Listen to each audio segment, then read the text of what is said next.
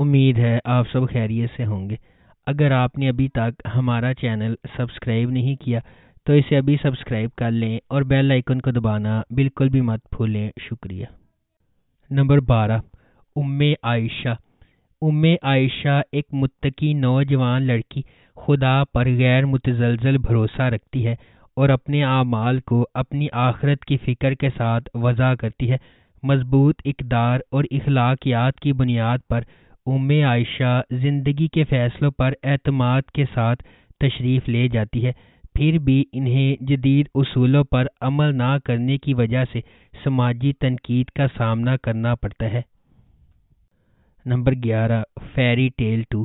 Ferry tale کی کہانی امید کے گرد گھومتی ہے۔ ایک نوجوان متوسط طبقے کی لڑکی جو شہزادی کی زندگی گزارنے کے خواب دیکھتی ہے اور وہ ہمیشہ امیر بننے کے لیے فوری اسکیموں کی تلاش میں رہتی ہے۔ اس کی زبردست جستجو میں امید کی گود میں ایک شاندار چیز گرتی ہے جب اسے ایک ایسے شو کا دعوت نامہ موصول ہوتا ہے جو اس کے خوابوں کو پورا کرنے کا وعدہ کرتا ہے، لیکن اسے جلد ہی احساس ہو جاتا ہے کہ حقیقی زندگی میں کوئی پریاں یا جادوئی منتر نہیں ہوتے اور ہر چیز کی قیمت بھاری ہوتی ہے۔ بے خوف امید اپنے خوابوں کو حقیقت بنانے کے لیے ایک سفر پر نکلتی ہے، عجیب و غریب کرداروں کا سامنا کرتی ہے اور زندگی، رشتوں اور خوشی کے بارے میں قیمتی سبق سیکھتی ہے۔ اپنے دوستوں اور خاندان والوں کی مدد سے امید کو پتہ چلتا ہے کہ زندگی میں اصل جادو اندر سے آتا ہے۔ نمبر 10، تیرے میرے سپنے۔ عمل ایک خوبصورت اور دلکش لڑکی اپنے والد، چچا، خالہ اور کزن کے ساتھ رہتی ہے۔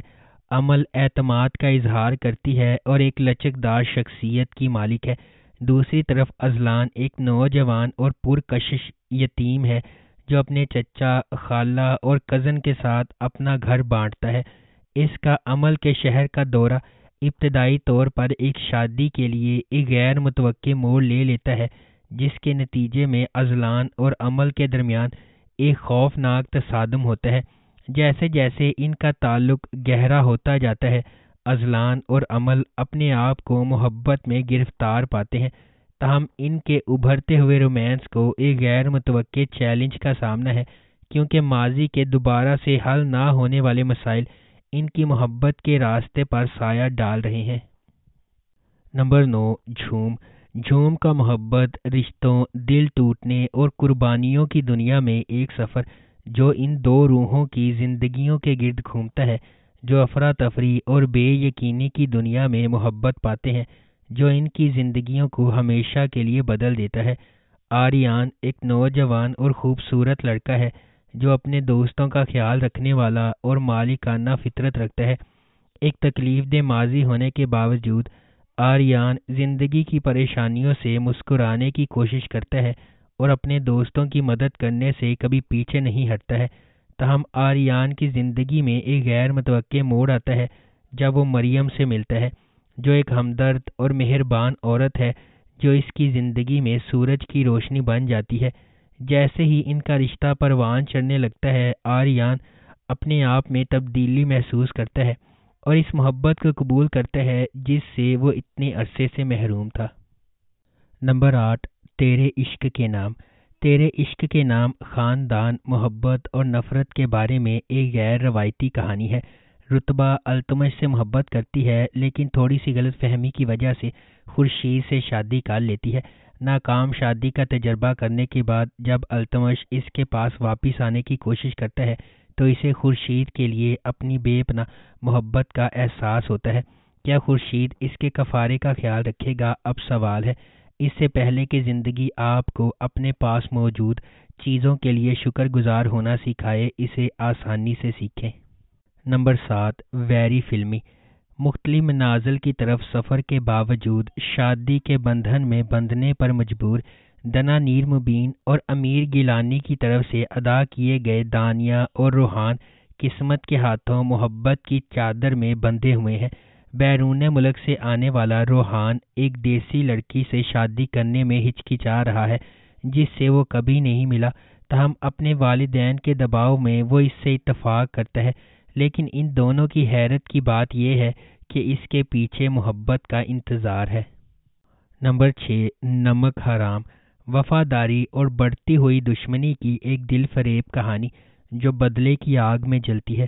نمک حرام مرید کے سفر کے گرد گھومتی ہے، چونکہ اس کی زندگی اپنے خاندان کے لیے انتقام سے تشکیل پاتی ہے، اس لیے اس کا مزاج بڑھتے ہوئے تناؤ اور نفرت کا باعث بنتا ہے۔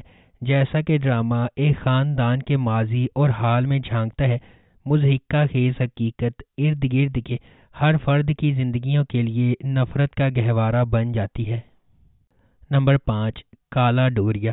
کالا ڈوریا ماہ نور اور اسفند کی زندگی کے گرد گھومتی ہے۔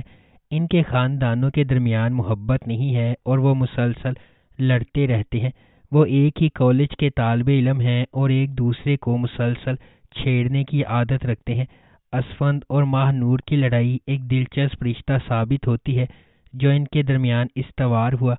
آخر میں وہ ایک دوسرے سے محبت کرنے لگتے ہیں، تاہم یہ خبر ان کے اہل خانہ کے لیے چونکا دینے والی ہے، کیونکہ وہ اس خبر کی شدت کو بھی نہیں سمجھ سکتے۔ یہ ایک محبت کی کہانی کا زاویہ ہے جو یقینی طور پر سب کی توجہ حاصل کرے گا۔ نمبر 4، محبت گم شدہ میری۔ اس ڈرامے کا پلاٹ دو نوجوانوں زوبیہ اور سائم کے گرد گھومتا ہے۔ ان کے کردار خوشحال خان اور دنانیر مبین نے ادا کیے ہیں۔ یہ دونوں پڑوسی ہیں جو ایک دوسرے سے محبت کرتے ہیں۔ ان کی محبت کی کہانی ایک ساتھ کی سیریز کے ذریعے ناظرین کو ہنسانے، خوفزدہ کرنے اور رلانے والی ہے۔ کہانی ان کی پیاری لڑائی اور ایک دوسرے کے لیے اپنے جذبات کا اظہار کرنے میں ناکامی سے شروع ہوتی ہے۔ زوبیہ اور سائم ایک دوسرے سے دل سے پیار کرتے ہیں۔ ان کے درمیان سب کچھ ٹھیک چلتا ہے جب تک کہ ایک ٹھنڈے دل والا معاشرہ ان کے درمیان نہیں آ جاتا جو انہیں ساتھ رہنے نہیں دیتا۔ دل دہلا دینے والے مناظر اپنے اختتام کو پہنچتے ہیں اور محبت کرنے والے اپنی محبت کے لیے رو رہے ہیں اور لڑ رہے ہیں۔ کیا انہیں خوش کن انجام ملے گا یا رومیو اور جولیٹ کی طرح ان کی محبت دم توڑ جائے گی؟